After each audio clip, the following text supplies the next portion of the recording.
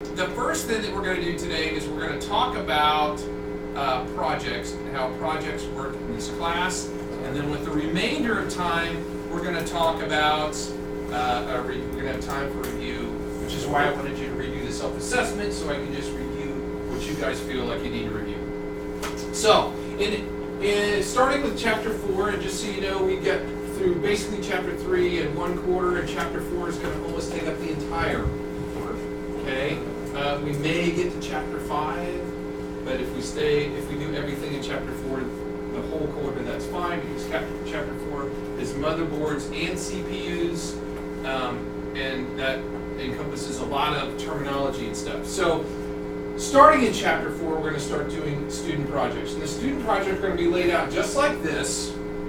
And by the way, you're also going to be doing some writing, some blogging starting in chapter 4. But this, if everybody closes their laptop so that I know we're paying attention to Mr. Poole, that'd be great. So they're all going to be laid out like this. And they're all going to be the basic same structure as this. So all presentations should be uploaded to Moodle by the due date. Now when I say that, when we have days that I allow you to work on a presentation, I expect you to work on the presentation and upload what you got by the end of the class. If you're doing it as a Google Doc, then I expect you to just change at the bottom, like down here, where it says upload. There's also going to be a spot to add notes. If you're doing a Google Doc and you have the link to it, I expect you to just add updated 1022, okay? Why? Because when you change that, it lets me see that you changed it so I know you at least worked on it, okay? So you can do either one of those when you do the real assignment. Okay, so in all the cases, this background is true. You're working as a salesman or saleswoman for a distribution company and be invited to present something. So when you come and you're working for CoolMax, you say we. You don't say they, because you work for CoolMax. If you're for Gigabyte, you say we. Our headquarters is in Taipei, Taiwan. Our company makes 5 bajillion whatever, okay? Because you work for them. So as you present, you need to practice this at least once because you're used to saying they, them, and talking about like you're not part of it. You're presenting like you're one of them. I am a representative from blah. Our headquarters is blah. We are bringing you today blah. Okay? So you are a representative for some company. In the case of today's presentation, if you were going to do this, but this I have the assignment so you'll see what it looks like. You've been invited to present 2 of your company's power supply options. Okay? We, you're we in this case, okay? We, the people sitting on this side, are Newegg or Tiger Direct or some company that wants to buy a bunch of stuff. We want to buy a bunch of power supplies. We don't want to have 80 options of power supplies on our website. We want to have 2. A good one and a cheap one. Okay? So just so we get this, we have indicated that we will be purchasing a substantial number of units once we decide who we'll be going with. You are not the only company who will be presenting. In other words, you're in competition. You're in competition with him, with him, with him, with her. Okay? And somebody wins! But gets bonus points for winning. But Win what?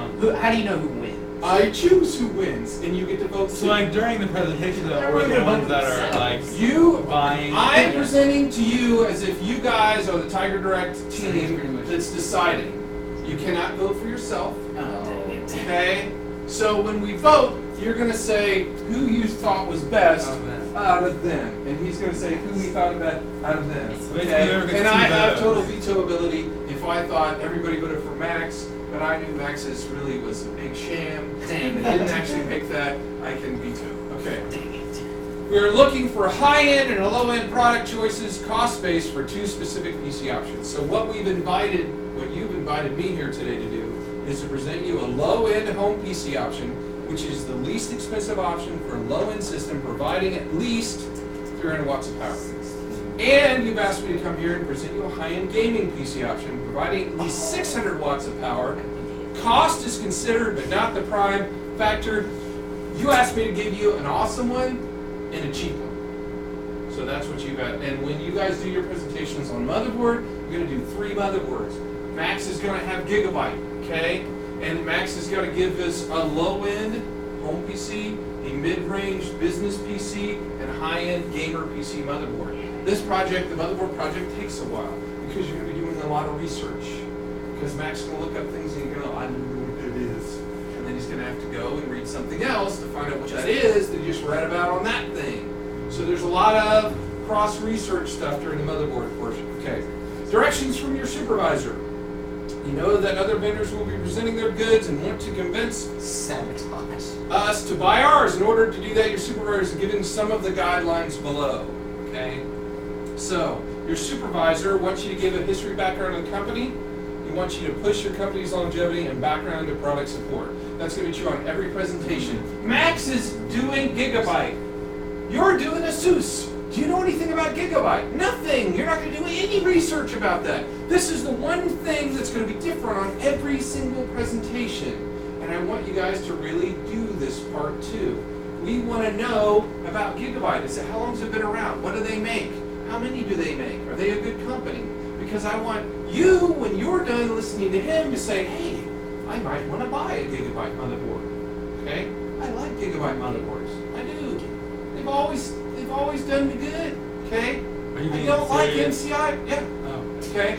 But the thing is, if you don't do a good background of the company, your other classmates won't know, and they're not having any opportunity to research that company. So I do want you to do this. I want you to give us a background of the company, where the headquarters is, maybe pictures of where the headquarters, pictures of the headquarters. I like pictures of the Pictures of headquarters. me in a suit.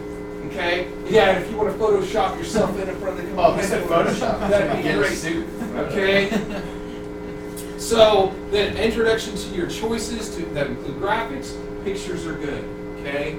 You're not going to have an actual Coolmax 300W power supply to go like this, so I expect you to have pictures of the Coolmax 300 power supply, okay? And they should be appropriate pictures. If you give us pictures that are all pixelated and we can barely see, that stinks.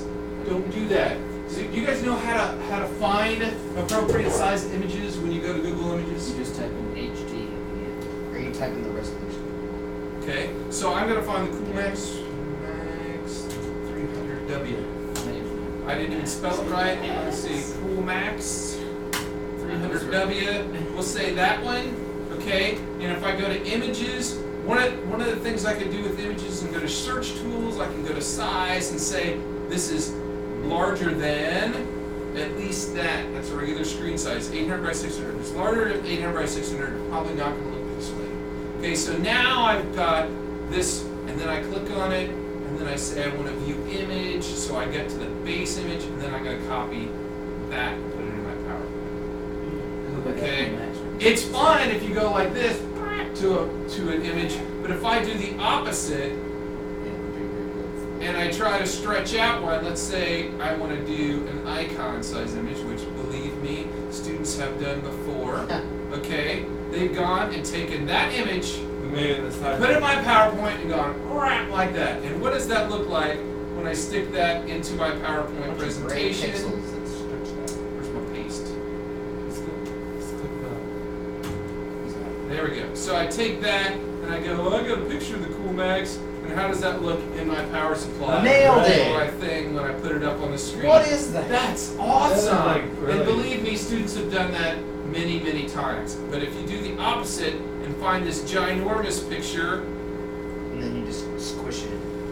and squish it, it still looks good. Let's see. Actual terminology. This one's really not big enough, because if I take this one,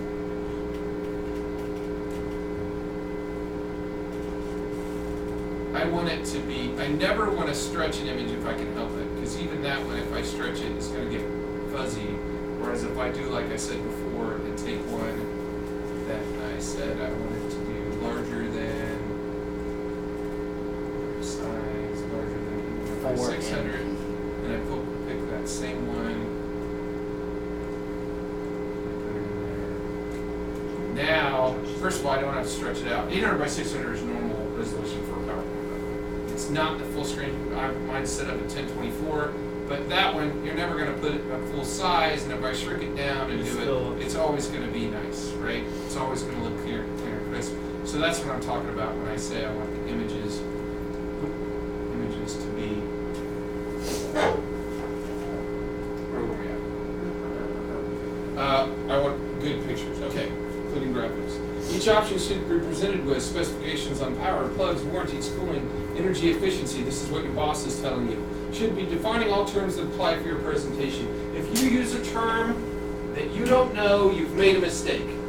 And I'm not saying you need to go through and say, this is going to be a SATA connector. SATA stands for, okay, I'm not saying you have to do that. But you do have to know the definition, because when Emma goes, I'm sorry, what's SATA? Because she's the secretary who's taking notes and wants to make sure she writes it down in our board meeting that we're in.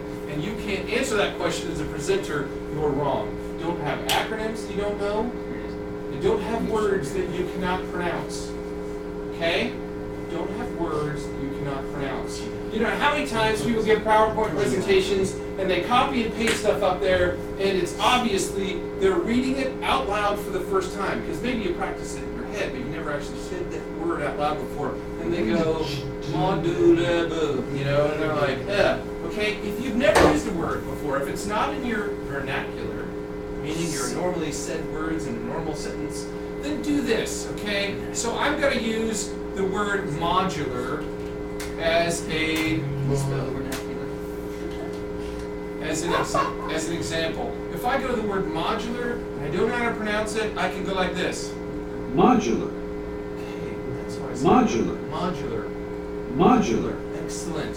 And if I find a word that I don't know how to say, like Taipei, which, by the way, I've had pronounced wrong 500 billion times in this classroom because you guys have never been to Taiwan. You don't know how to pronounce Taipei, but it doesn't come up like that. So I can put in Taipei, how to pronounce. And look, other people have even said that. And look, there's a YouTube site, which all it says is how to pronounce the Here, word. it's how to pronounce, it's Taipei, Taipei. Okay, Taipei. That's how I say Taipei. Excellent. So surprised. Okay. Random word. Is it? My point being, when you're presenting, don't make it the first time you've ever said words that are on your own PowerPoint.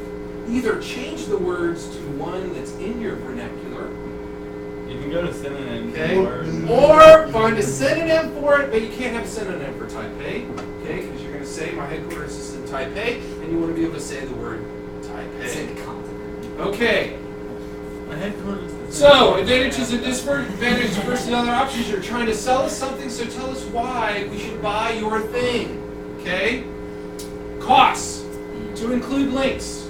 Gotcha. If you say it costs and you can't click on the link to show me the website where you got it, you did not give me the cost. You get a 0 on that.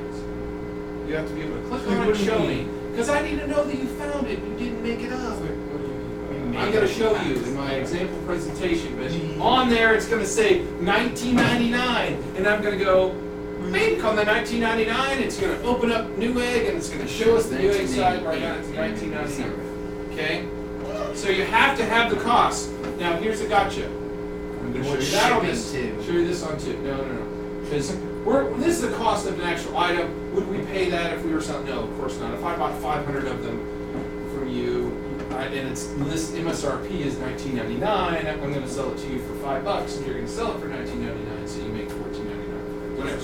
But the got you is that costs change all the time on technology stuff. And I have a perfect example here. Neither one of my costs are what's currently online. This PowerPoint was made last year.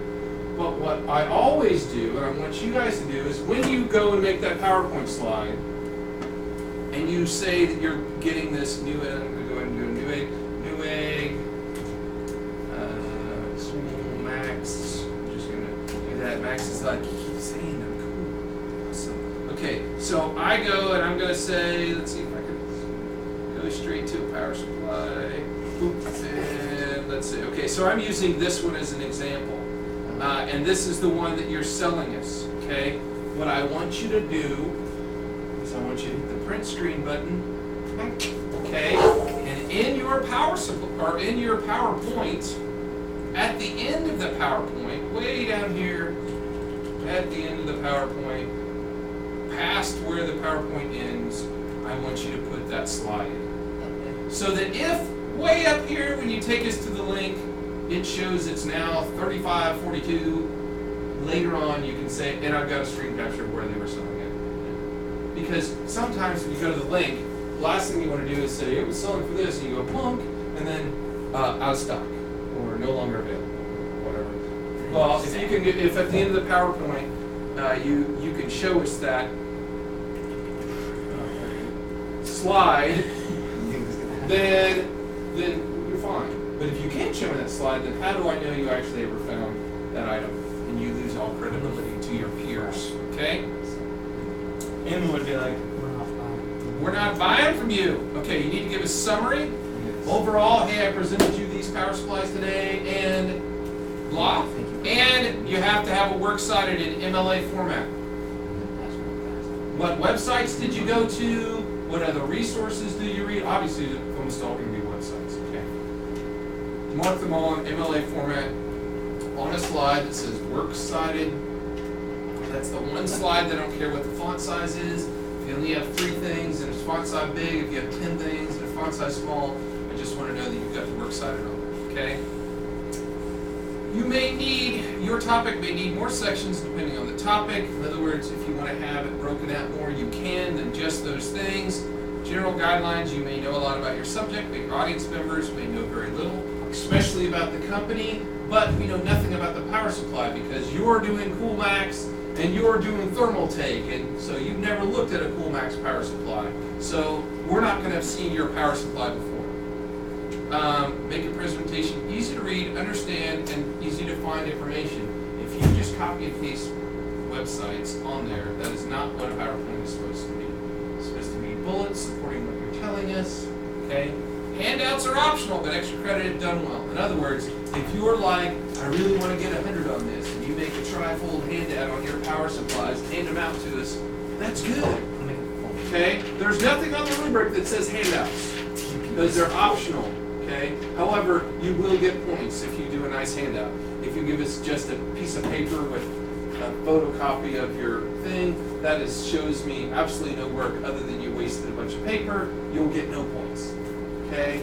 but if I actually go to the publisher and actually make. Yes, that's what I'm saying. If you've got time for that. Okay. PowerPoint requirements. In addition to the above listed, you must have a design template. You must have custom animation. You must have slide transitions. You must have a works cited, and you must have a question slide at the end. In other words, some slide that says questions. So you can go, do you have any questions? Don't just go to a black slide and go, oh, that's you. Okay? It's over. Okay. So that's what the assignment's going to look like. You're also going to get a rubric. Okay. Now there may be items on the rubric that aren't in this verbiage, so you have to read the rubric. So how do the rubrics work? This is an example rubric. You guys are going to grade me today based on my giving the presentation. But here's the way the rubric works. When you guys come to class on the day it's due, okay, so if it's due today, you will come to class with this all filled out and graded, okay?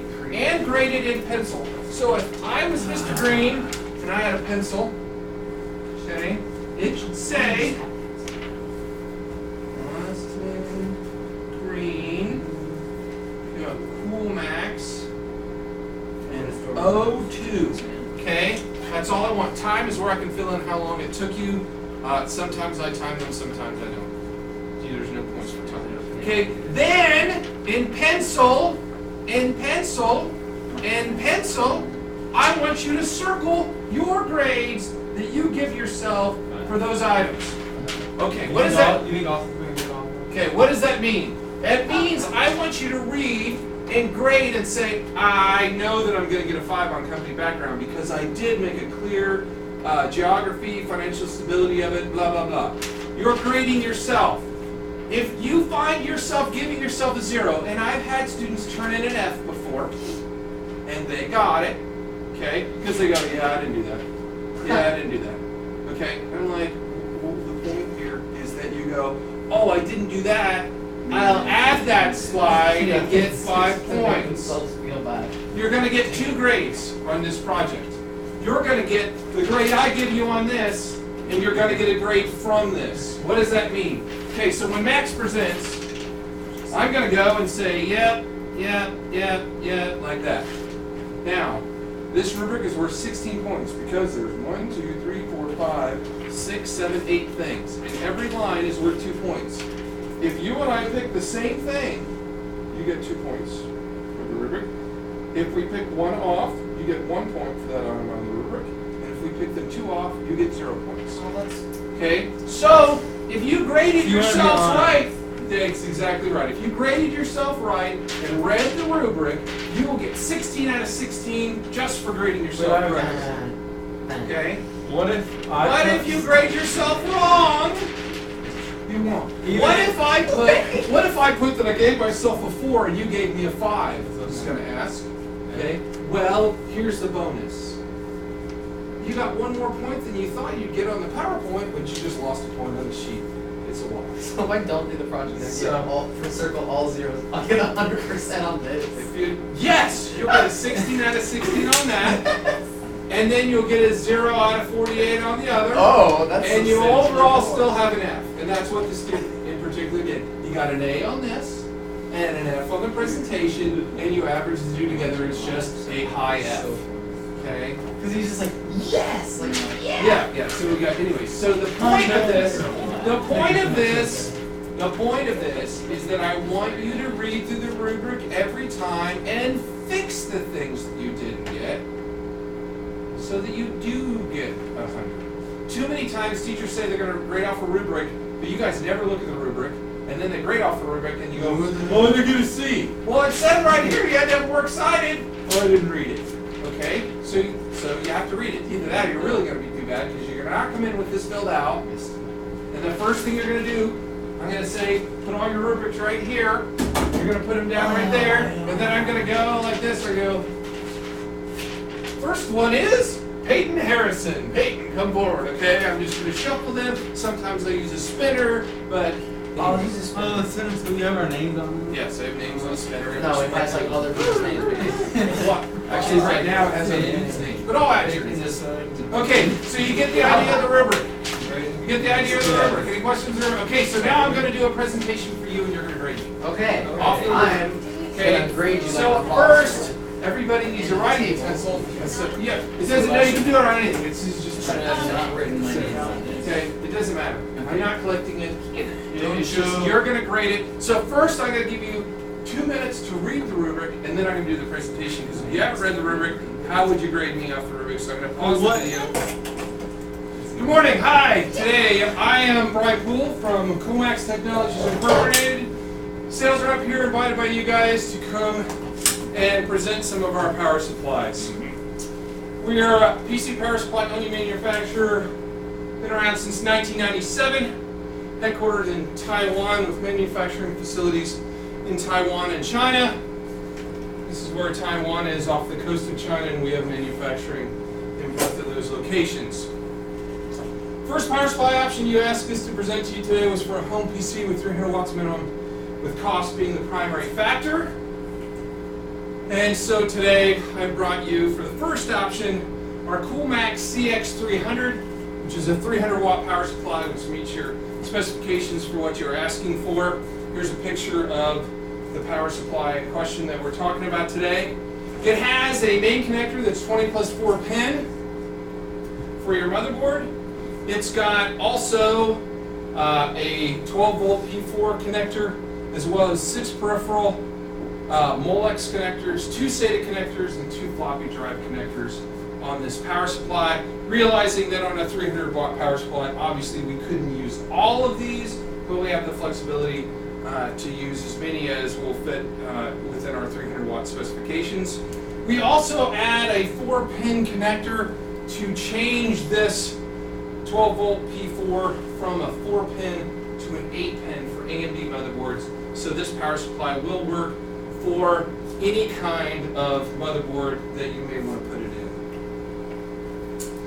Included in the box is a manual, a wall outlet, a converter to go change it from 24 to a 20 pin connector, as well as the adapter to change it from the 4 pin to the 8 pin motherboard connector. It's got a 120 millimeter cooling fan. It is 65% power efficient. It does not meet the Energy Star ratings for a green power supply, which you'll see that our next option definitely does for a higher cost option. And the MSRP suggested price for this is $19.99, and we can go and take a look at. I did do that before. We can go and look at the Coolmax option that we're talking about. They've got it listed currently at Newegg at $18.99 instead of $19.99. This is the exact same power supply, and we can look at some other pictures. Those are the exact same, pretty much, images that I showed you before, as well as the connector on the back. So that is the power supply option number 1. Does anybody have any questions on that power supply? Sure. What's the warranty? The warranty, we can go back and look at that Newegg site, and I'm pretty sure they have it listed on their site there under the specifications down here at the bottom. Let's see.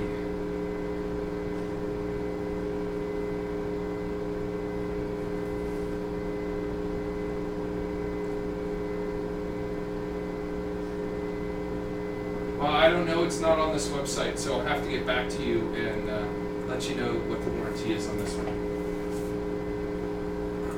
The next option is a high-end gamer PC power supply. You ask for 650 watt minimum with power and performance being the primary motivators on here. This one is a Coolmax CUG 700B. It's a 700 watt power supply. It has a 120 millimeter fan. The lower end power supply actually had power switching. This one does not. It only works here in the United States at 110 AC voltage input. It is modular. It's got a low cable signature, and it's very, very flexible with what we can do with this one. Included with this one, besides the main connector being a 20+4 pin connector, it has your P4 connector. It has a P4+4 pin connector for versatility with both motherboards. It's got 8 peripherals included in there, 4 of which are SATA, 2 of which are floppy, and 2 of which are PCIe connectors in this grouping. And it comes with a bag just like this to keep all of your connectors in. So the way this works on this modular power supply is it's totally open on the back. You have all the connectors included in there, and then you plug in the ones that you want. Now, just so you understand, they're color-coded, so these 2 blue ones are the 2 motherboard connectors. These 2 red ones right here are for your 2 PCIe connectors for your high-end video cards. These 5 are for SATA or Molex, so you can only get 5 other things in there that are either 5 SATA connectors or 5 12-volt Molex connectors, and these are your 2 5-volt floppy drive connectors that you can use. You only have to connect what you're using. Very low signature inside the case, and very flexible as far as that goes. I already said it's got a 120 millimeter cooling fan. It's greater than 84% efficiency, so it is Energy Star compliant. And the MSRP on this one is $89.99, and we can go and look at that one on Newegg as well. Looks like they're out of stock right now on Newegg, but we could take a look at some of the pictures on Newegg as well to show you what these. I get Newegg's picture. There we go. Now it's going through, and what it looks like when it comes through. What that one looks like. In summary, both power supplies meet or exceed your requested specifications. More information is available from our website at coolmaxusa.com.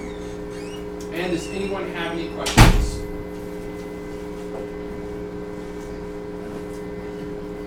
Okay, just to show you, here's where I got all my information from Newegg, and Coolmax USA is where I got the other information. But just to show you, this was $19.99 when we prepared the presentation, and this was $89.99 when I prepared the information, just so you can see where I got that from in the first place.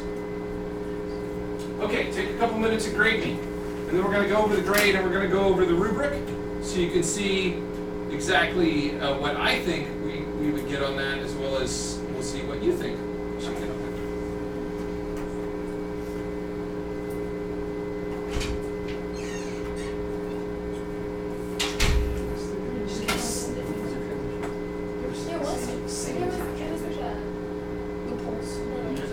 But it was the same one every time. I'm gonna say you're going with 3 point for the PowerPoint. Failing? I feel like Okay, so yours was failing, so I failed. No, but hey, Austin. But it did have. he did have like I told him he should stay. This is an awesome lesson on modeling and how to use rubrics. Where's my grade? And he goes, and you just left your students alone. What? He goes, and you just left your students alone. Doesn't he he know doesn't that's have a any daily voice to do thing? that. Sheesh. Doesn't he know that? He thinks that you stay in here all the time. Okay, let's. I can't get it all. Oh, I wonder if it goes full screen. There we go.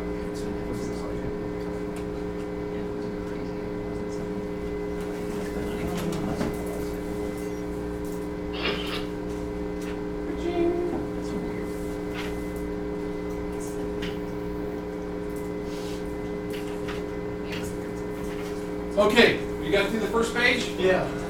Let's talk about the introduction. What'd you give me, Brighton? Did you? Yeah. You guys all give me 5 You points? clearly kind of said who you were, what you were going He's to going to introduce himself as well as the topic of the presentation. I'm going to say I agree with you. I will tell you that first block I only got 4 because I never said what you invited me here for. I just said, hey, I'm Brian Cool, I'm from CoolMax. Boom. And I You went said into you were it. anxious first. Yes, but I didn't say that first block, so I'm going to agree with you. Hell. And my pen isn't writing. Why am I not writing? Okay. My pen. Did I lose my little G?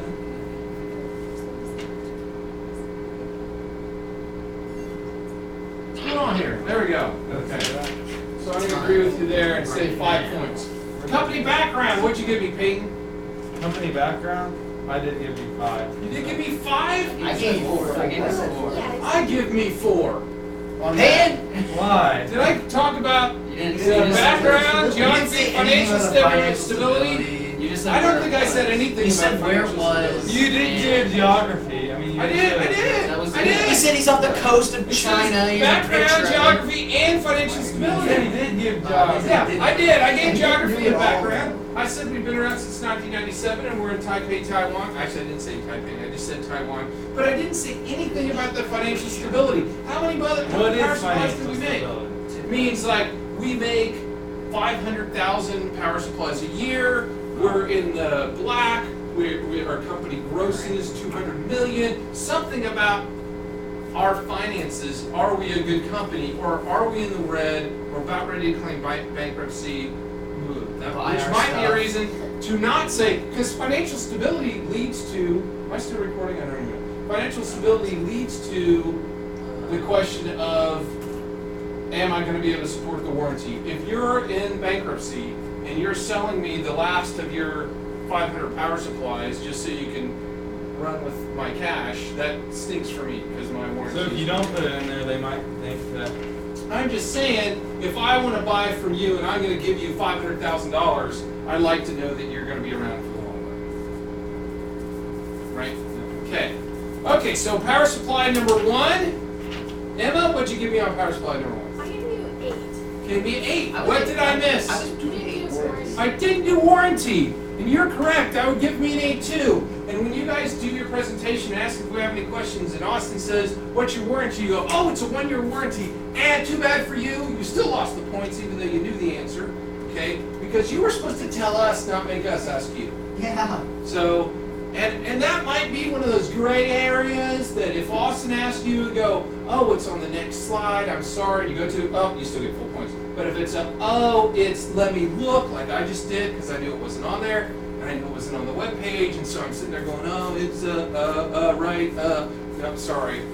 Even if you knew the answer, you're probably going to get an 8. If you don't know the answer, you're definitely going to get an 8. And that What if might be someone one of those asks places really- where if he says, "What's the warranty?" you go, "Oh, it's a 2-year warranty," and you show us where it is, then that's I'm going to give you probably a 9. You didn't get a full 10, you didn't give it to us, but at least you knew what it was, you knew where it was this time. So, what was your question going to be? What if someone like right now some dumb question? Okay, so I will be sitting here grading 2, and I'll say something like, "Don't worry about that." Okay, because we're not supposed to be harassing each other. That was a good question, though. That was a I good mean, I'm not question. saying that you would be the one to do that. Really? You should have said that. First thing you throw it out there, I'm not saying You someone sure? like Brighton. He's just I'm not saying exactly he's gonna do in the future, which I know he will. but- No. If it's a non-related question that you don't need the answer to, I will just intervene and say, "Don't worry about it." Okay, so the next one, Austin, what did you come up with for our gaming power supply? What do you think? Should I get an 8? Okay, because of No warranty. Because the warranty, right? I never hit the warranty on that one either. So when you see those things listed on the 10-point scale, and it says all information is accurate, clearly explains all specifications, that means all. That doesn't mean most. That's what that's for, okay? So when you see those and you're going through the rubric, even though that the explanation didn't go through every single one of these, when you look at the rubric and the rubric does, I expect you to catch this. Okay? Done and gone? Okay? They didn't take any of the printers? Okay. They didn't take anything else. new printers. They just took all the stuff that was, all the PCs. Excellent. Okay, so research. What'd you give me on research, Max? 4. I give me 5. Okay, so what's the gotchas on this one? Number 1, do I have an MLA with the appropriate works cited? And do I not have any copy and paste that I didn't give credit for? So in this presentation, there was no copy and paste in the presentation. Okay? So I don't have to say blah, blah, but if you do copy and paste, that's okay, as long as you put the parentheses at the bottom that says Coolmax or wherever you got it from. People plagiarize on PowerPoints way too much, and it's way easy not to. You just give credit on it. Or you put a quote up here and a quote down here on the slide, if it's a direct grab, and then same thing, put the parenthetical within text at the end. But you can't just copy and paste in a power supply, or in a PowerPoint from a website and say it's yours without giving credit for it. That is still plagiarism. I don't think many teachers knock off for that plagiarism, but as a computer teacher, I do. Okay? So don't plagiarize there either, it's the same thing. Okay, let's go to the next slide, which I have to hit escape, slide down to the PowerPoint section. Okay, so PowerPoint elements. Brighton, what'd you give me on that? 4. Why? What didn't I have? It was kind of boring to look at, and the same exact transition slide was for no reason. Who on you? I'll give myself. Oh, I gave it 4 also. Okay. Dang it! Was it clear? Did I have a theme? Did I have transitions? Did I have animations? Yes. You just threw in personal preference into a rubric. That's what. Okay? The whole point of the rubric is not to throw in personal preference. So if okay? you do use the Do same I have slide transition- transitions, custom animations, and they're used to enhance the presentation? Did I make the layout aesthetically pleasing, and did it contribute to the overall message, and was there appropriate use of white space? What does that mean? If you have a slide with a little tiny picture over here, and it's all white, that's inappropriate use of white space. If all you have on a slide is a picture, then the picture should fill up most of the slide. And if you go like that and it gets all fuzzy, then you need to get a different picture, okay? This one says slide transitions and some kind of animation are used. I use custom animation everywhere. The layout uses horizontal and vertical white space appropriately. I think it's a 5. Who on you? Okay. Now, if you don't have any transitions at all, did I close it? I did. Okay. If you don't have any transitions at all, you definitely will not get a 5 on that. In fact, you'll get a 0. I hate PowerPoints with no transitions. Do I have transitions? Yes, I have transitions. Okay. Do I require you to make a different transition on every slide? No. Okay, you at least have transitions. You can, if they're not distracting. I find different transitions can be distracting. If you use a different one every single time, people are then watching for the transition. Okay, what's going to use this time? Ooh, we used the flippy one this time. Okay, so sometimes a transition can be distracting, as can the way you bring in your custom animation. I don't think that's distracting. I only bring in, as I'm talking about stuff, I hate the typewriter effect. I hate it. I think it's the worst effect in the world. Because it's going, the one that goes, you hear the typewriter as the letters come out? You ever use that one? It sucks. First of all, you just selected the line, let us read it. Secondly, who uses a typewriter anyway anymore? Okay? So I don't like, that's one effect that I don't like. I really don't like huge spinning ones that go, and then they go, okay, it's just distracting. my personal opinion. It's that distracting, okay? So sometimes animations add, and I think this is adding because I'm talking about this, now I'm talking about this, now I'm talking about this, and you don't read ahead, you stay with me. But I think sometimes when stuff's too swirly and stuff. Now, if it's an artsy one that you're just trying to show me pictures and you have them come in differently, you're not. There's no information I'm reading. It's just pictures, so it doesn't really detract from the presentation. Something else that you guys don't know is wrong about this presentation. Okay, just so you know, it said right here I got a 120 millimeter cooling fan, and I said the same thing about this one. It's a 120 millimeter cooling fan. Which one does have a 120 millimeter cooling fan? This one does. 120 millimeter is the full size of the power supply. This one is not a 120 millimeter cooling fan. So you could have dinged me for accurate information on that one because it was not. Okay? So I will disagree with you on that one item because I think it was fine. I think that was a 5, but that's a judgment call. Oh, no, what I wanted to hit, that's a judgment call. If you don't think so, fine, you're me. Push the wrong button again. Let's see if I can. Right button, get rid of that. Right one. Which one's the one? This one? Gene? No. Why is that opening now all of a sudden? Yeah, but it doesn't, it's not, just,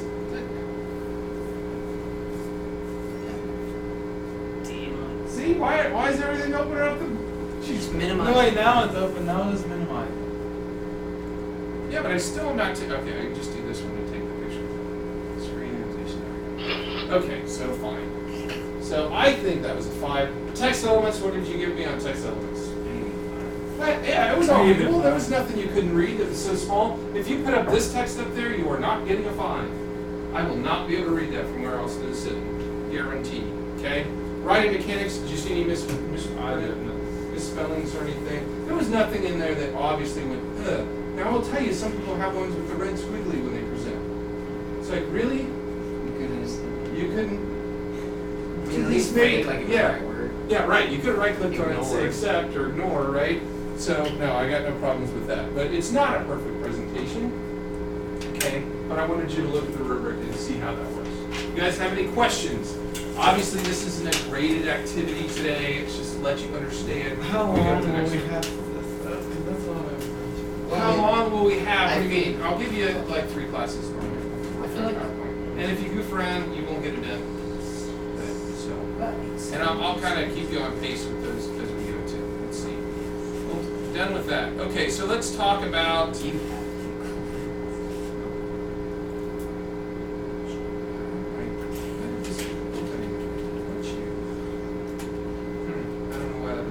Okay, so let's go back and do our a little bit of test review off the self-assessment, since obviously we're going to have our test on.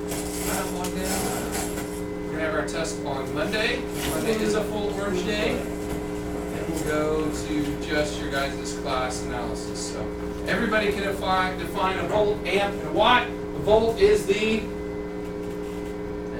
Oh, you want to know? It's the water that's going. The link. What? It's the what? The link. The voltage is the. Looking for a P word. Potential of the circuit.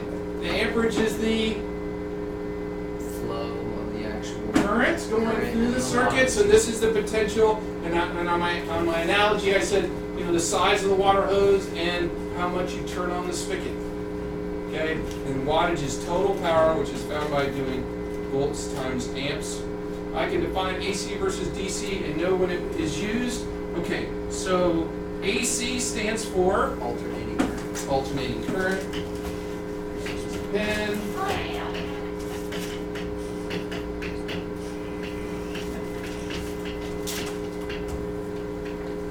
Okay, it is the most efficient way to transmit electricity. It transmits in a sine wave and it oscillates at 60 hertz or 60 cycles per second. And it is how our power comes into our house. Okay? It's what comes into our house because it's the most efficient way to transmit power across long distances, okay? So that's what alternating current is. And then we've got power supply, which is a transformer rectifier.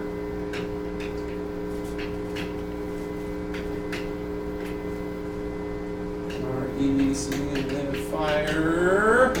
It rectifies AC to DC, and it transforms 110 to 3.35 and 12 volts for us. Okay? DC is level power, does not oscillate, and it's what electronic components prefer. That's what they're made for, is for direct currents. Okay? They get one specific voltage in to whatever circuit it's going to, and it's very stable. Okay? So if I ask you what kind of current is used inside a two-way radio, the answer would be AC or DC. What? DC? Okay. Radio statics all over the place. Okay, it's from a battery. And what kind of power comes out of a battery? It's DC power. It's direct current power. Okay. And that's what that's what this does. Okay. It changes, this power supply right here changes AC to DC. And if you read the end of most power supplies, let's see if I can just grab a regular one. Okay. It says, not plugged into something. Okay. So this we know plugs into AC. We know it plugs into the wall to AC. Okay. But what comes out of it? It says input 120 volt AC, 60 hertz. Power comes in. Output is 7.5 volts DC, 1000 milliamps. So it's coming out at 1 amp and 7.5 volts. Very frequently, people go and grab one of these, and if the hole fits, they plug it in. Okay? And then they burn up what they just plugged it into. Because that electrical component that it's plugged into is DC, and it wants very specific DC. This wants 7.5 volt DC. That's what the input is, okay, of this. And if this fits there, and it's 15 volt, I just put twice as many volts in here. I just burn up this electrical component in here, okay? Staff members do it all the time. At the beginning of the school year, they just start plugging things in. Oh, that fit, must be for that. They plug it in the wall, okay? And then all of a sudden their switch doesn't work anymore, okay? Because just because the hole fits doesn't mean it goes. Okay? These are transformer rectifiers. It rectifies AC to DC and it transforms it into a very specific circuit. Don't just grab anything and plug it in. Okay? Okay, I can explain hot neutral ground wiring. You guys said yes, so good, we'll continue on. I just played with static electricity and you said yes. And so, where did I put down my pen? There we go. So I'm giving you the test, and I say this little matching question right here. You have had static electricity discharged into you, Peyton, and you just feel it. How many volts were just displaced into you? Oh, 3,000. 3,000 volts. If you feel it, you felt 3,000 volts. And I said, Emma, shh, we'll talk about that in a second. Emma, you got shocked, and not only did you feel it, you heard the crack. You heard a when you did it. How many volts were put into you? 6,000. And Brighton, shush. Austin, not only that, you saw the crack. You saw the across. How many volts were put into you? 8,000. Okay, and these are minimums, right? So if it's 3,000 to 5,999, you just felt it. Once you hit 6,000, you felt and heard it. From 6,000 to 7,999, you heard it and felt it. But at 8,000, you could also see it. So when I asked you the question, Max, you just picked up a motherboard and didn't feel anything when you touched it, how many volts could you have just displaced into that motherboard?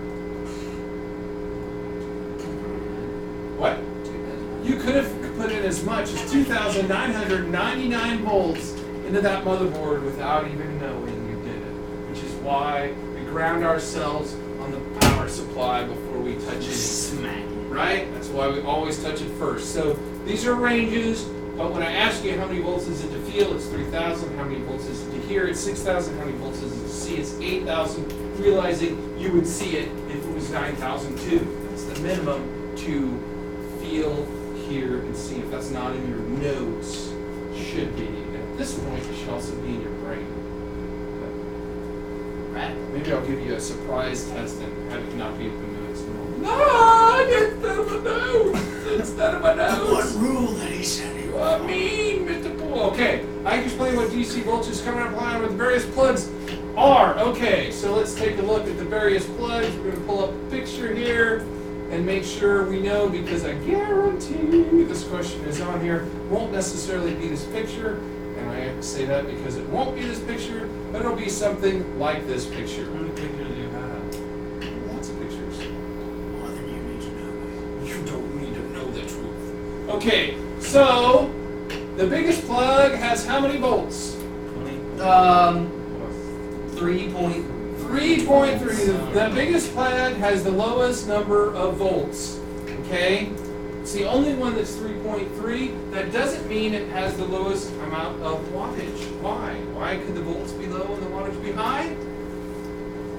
Because watts equals volts times amps, which would mean if the wattage is high, what is high?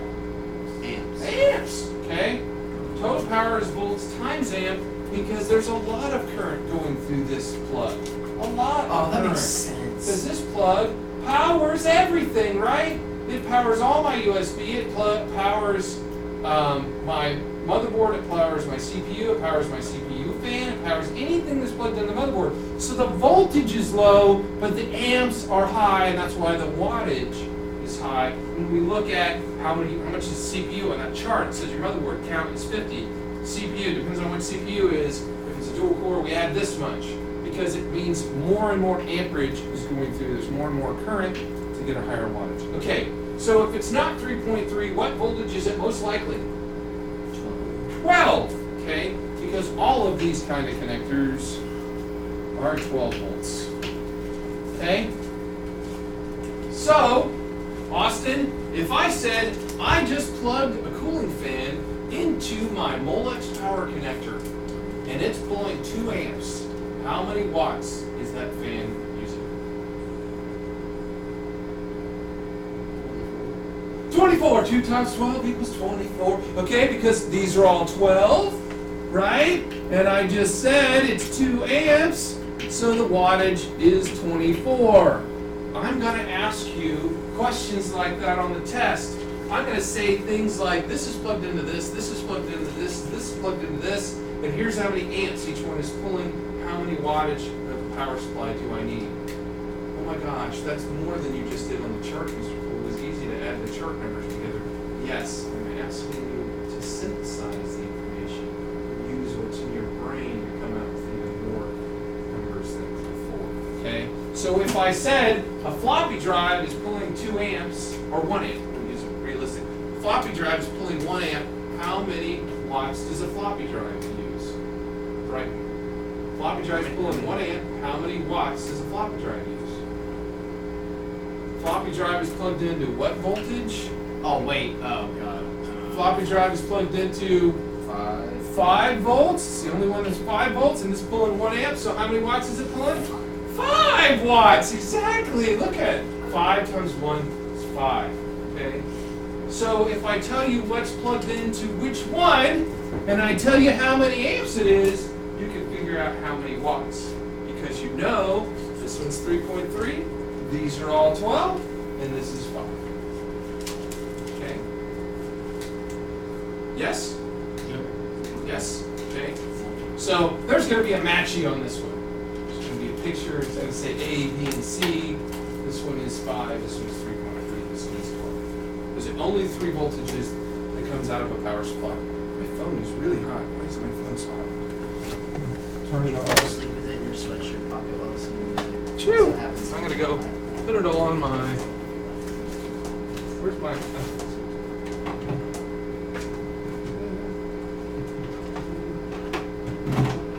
Why is it not showing? Oh, there we go. Okay, so any other questions on that? What wattages, voltages, sorry, come out of a power supply? That's what that one was. Okay, I explained brownouts, blackouts, and voltage spikes. What's a brownout? Oh, it's when. Oh God, hold on. I know this. Okay, what's a spike? It's when the power goes out. Temporary increase. What's a blackout? What's completely out? What's brownout? Temporary decrease. Okay, so we got a temporary decrease, a total loss, and a See, temporary the brown ones increase. I forget, but I remember the other two. Okay, so what is the only thing that only does a spike? Spike and surge. Spike, surge protector. Okay, what is a That's gonna be a match. okay? Ups does what? Blackouts. Blackouts and the other two. You But can't. a That's the natural only blackout, one. and then a power conditioner only does brownouts. Okay, so power conditioner, ups, and surge suppressor. Of the things that you're going to buy, these are the three that you're going to buy. You're either going to buy a power strip, which does Oh, it nothing. Power strip does nothing. A surge suppressor does protect against spikes, and an ups protects against everything. So as a minimum, the better thing about a surge suppressor than an ups is that it has no battery to go bad. You should at least have a surge suppressor on your high-end It's electronics. spikes, right? Against all spikes and little spikes that happen all the time. I calculate and understand the wattage need for a PC power supply based on the components I'm installing. We spent a whole class going through examples on that, and everybody says they're good on that. Yay! I can test a power supply. Emma came in and removed power supplies and test power supplies the other day, so we're all up to a 5 on that one. I can replace and install the PC power supply. Not hard. The gotcha is make sure you got everything plugged in and make sure the power supply that you're buying matches what you need as far as the components. Okay, which is the gotcha when you buy one. If I say here's a PC that I'm going to buy a power supply for, is it a good one to replace it? I'm asking you to look at what the components are on the PC and look at the plugs on the power supply and say, do I have all the plugs that this PC needs? Okay, not just the wattage. Okay, so I'm going to give you a PC to look at. I'm going to send you to something on Newegg.